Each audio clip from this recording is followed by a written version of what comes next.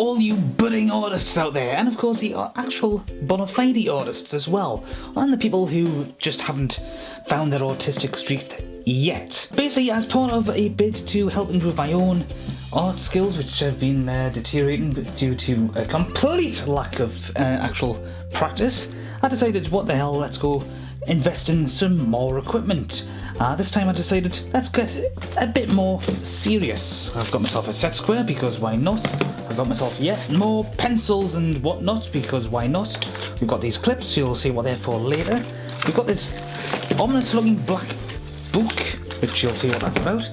We've got a drawing board, and we've got another drawing board. You'll see what all this is about in just a little while. Obviously, if you really need to draw a straight line, you need a set square.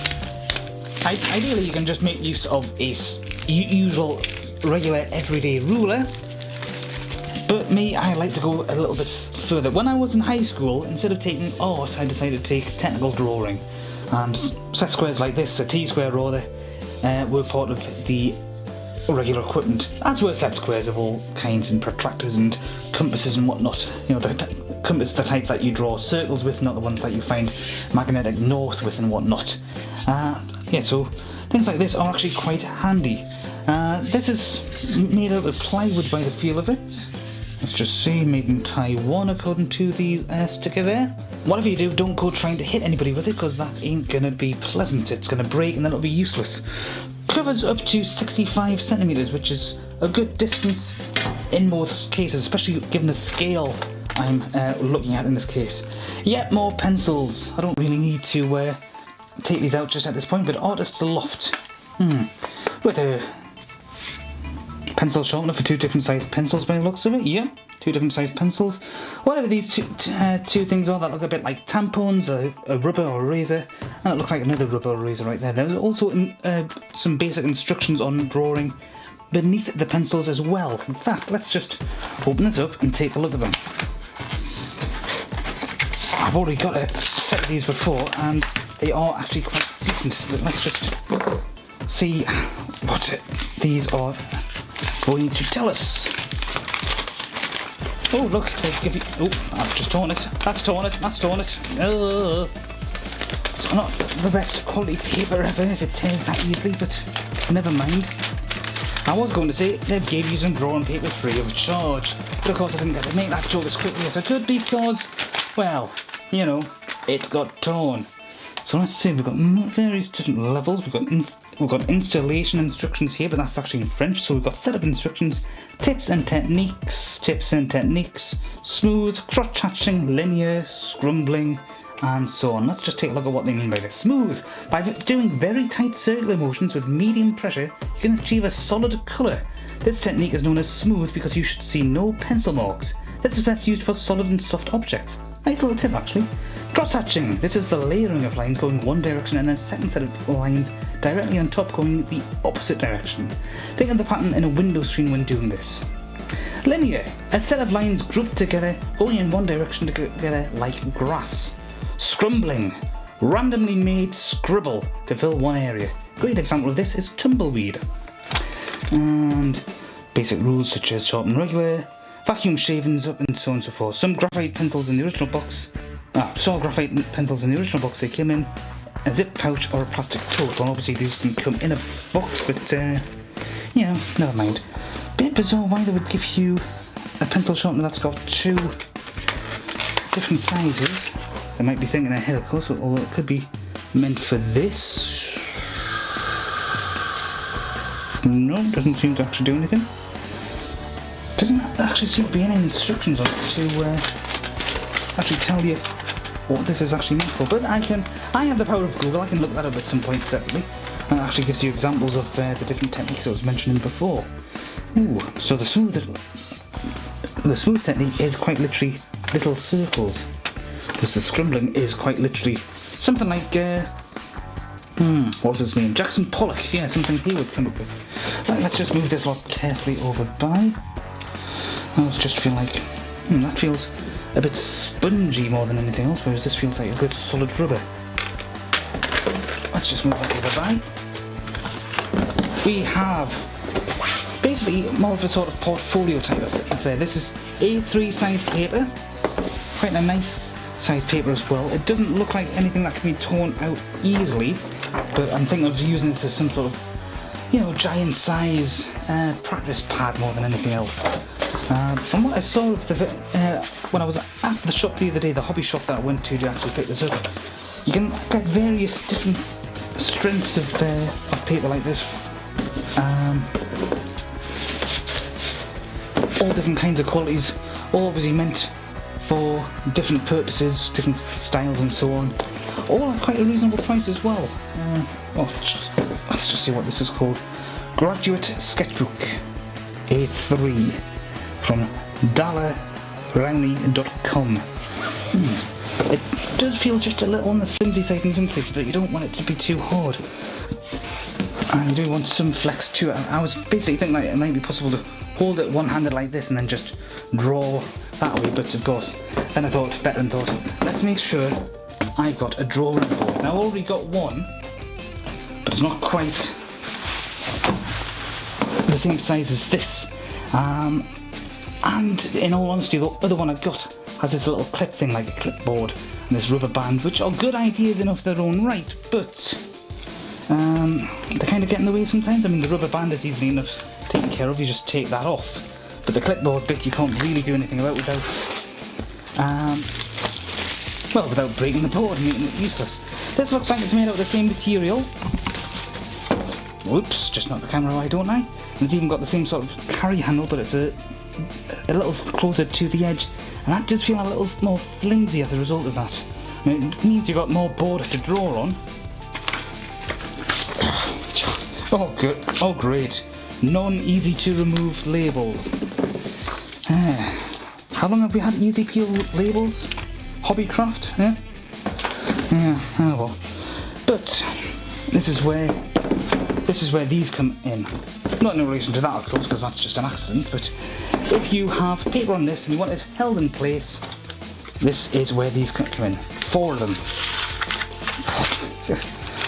How come whenever anybody else does this, it always comes off perfectly without any kind of left behind whatchamacallit? So, again, a sort of tip from my technical drawing days, you just basically put these on like that, and you've basically got a little bit of give here. Now when the paper is actually on, and this is resting on top of it, that will do an excellent job of holding it in place. And of course, since there's 4 of them, that means you can hold all 4 corners of the paper in absolutely perfectly. Let's just try a little demonstration of that. I'm not going to tear any of that paper out of that booklet from before, but this will do for my purposes, because one thing I've always liked to do when I was drawing in the past is draw with some paper on top of the other paper, and that way things are, sort of evening out pressure-wise. So you can sort of see, maybe it's not that secure because of the thinness and cheapness of this particular paper, but seriously, there we go. That's a bit better. So if you had several papers, then it's going to be a lot more secure. Obviously, if you were drawing on it and everything was being securely held, in fact, let's just try it again. Whoops, didn't mean for that to move, but never mind. If everything was a bit more secure, then yeah. Well, with proper thicker paper, it probably wouldn't work quite as badly like that, but I'm having one of those days where I just can't English. Let's try it with something a bit more substantial.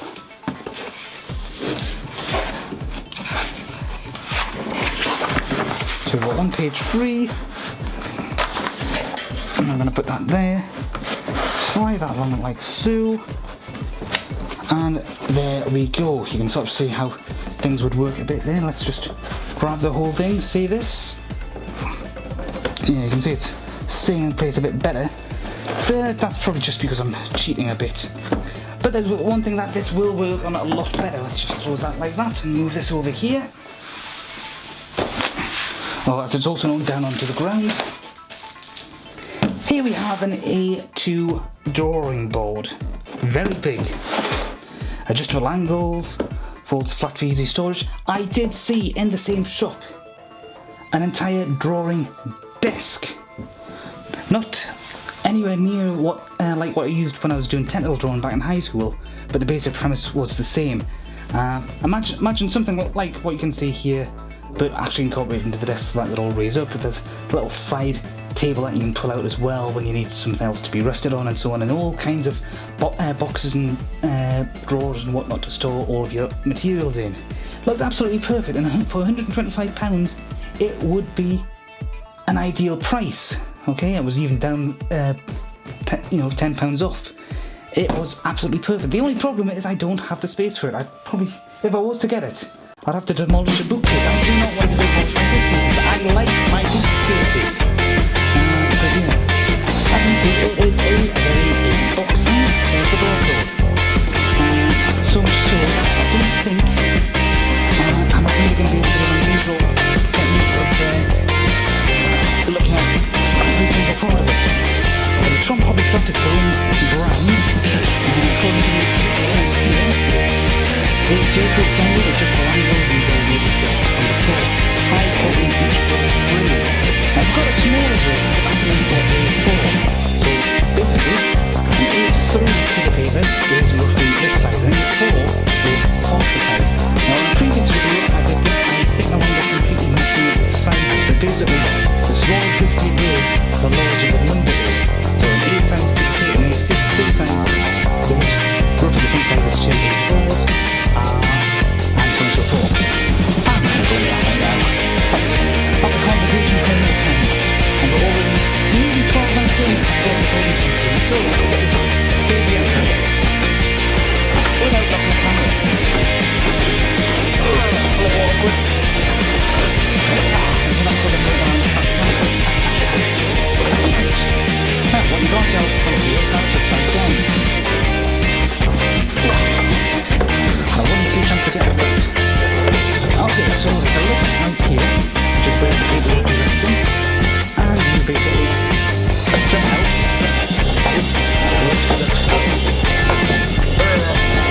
So, you should be seeing in here. There's a leg, just hold it in place like that.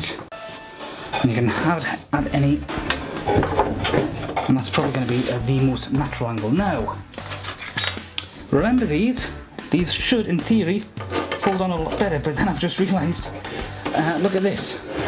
See this bit of wood here? That is not flush with the board. The board itself is actually surprisingly quite thin. I'm going to have to reposition the camera. I'm going to have to have a rethink of everything. Okay, so I've repositioned the camera a bit, so it's a lot higher up. And what I'm going to do, I'm just going to turn this upside down because I think it'll be easier to look at in this regard. Okay, so we've got the main legs here. Okay, so this is adjustable like so. That's the rest area, so that you can have it at any angle you want. And you've got this little bit here for it to rest against when it's all folding up. It doesn't cause any kind of problems. But the wood itself, as you might be able to tell, is basically caught in framework like this. These bits here are much thinner than these two bits. Either side, I'll just move it like so. So you've got two beams like this on both the left and right side, and then you've got these battens here at the top and bottom. They're actually roughly the same width and so on, they're just positioned completely differently. And as a result of that, while you can get these on here on the top with a bit of awkwardness, yeah, you might be able to get away with it like that, but that'll be about it. There we go, that's a better angle. Let's just get in the shot a bit better. So long as you don't have it all the way down like that, because then it'll just sort of stick out like that. You can have it on, you just can't have it on over this side, because of the way it's designed. Yeah, but hopefully, okay, let's just try another experiment. Let's try it this way. Will that work? That might work a lot better, in fact. No, it doesn't, because that's very, very loose. Slight little problems. Things you have to be very careful with the way you position these things. But yeah, so long as you have it roughly like so, then that paper shouldn't be going anywhere. However, you also have to be careful with the positioning of this, because it's quite stiff, which is good, but it also means you have to make sure that you've moved it where you want it before you try anything else. But it does feel like it's got a bit of give. Okay?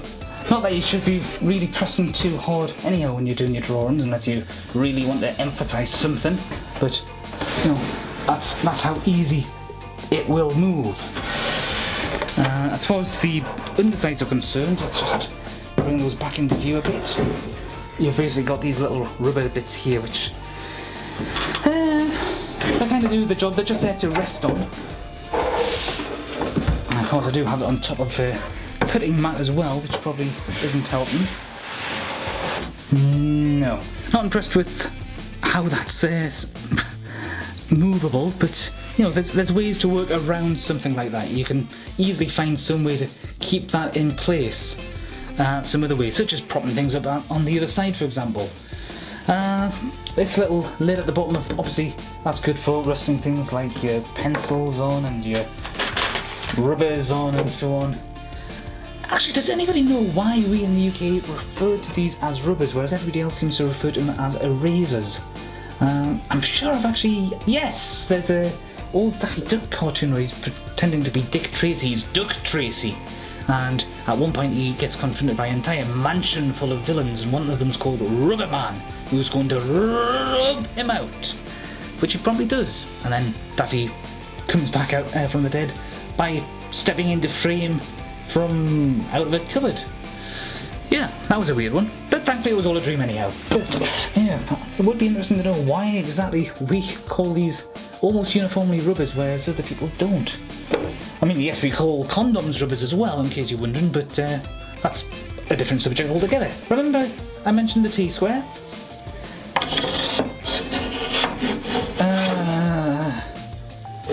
Fail. I mean, so long as you're resting it against here, then that should be fine. Ooh, I've just noticed something else here. Yeah, whoever's put this particular board together, notice here, it ain't flush. Somebody's either misjudged one of the measurements on this piece of wood or the other side, perfectly flush in all other regards. Look, see? Autofocus probably isn't going to like that, but never mind. Hey, the autofocus has kind of worked, but yeah, that's flush. The other side isn't. What a crime. Ah well, it's just a shame that the set square is a bit on the useless side, but it would probably work a lot better on a flatter inclination. So let's just see what we can do there. So, here we are with the set square. On a not perfectly flat inclination, we've got on the very first inclination, and at the moment my left hand is holding it in place. So, what happens when we let go? Bugger. So this probably will only work on a flat inclination. Oh well. Yep, it works. So, bit of a pain, bit of a faff. The technical drawing boards that I used back in high school basically had set squares and T-squares. T-squares specifically that were built in and were on a sort of pulley system, so you were pretty much guaranteed a perfect straight line no matter what, so long as you made sure that your paper was in correctly. This works fine in this kind of regard, but yeah, on an inclination it's a bit useless, I'm afraid. Ah well, c'est la vie. Given that this was all bargain basement type prices, it seems okay. Certainly cheaper than buying a professional table, and you obviously have the benefit of being able to put this absolutely anywhere in your house as long as there's a big enough table, and then put it away somewhere else when you no longer need it, but yeah.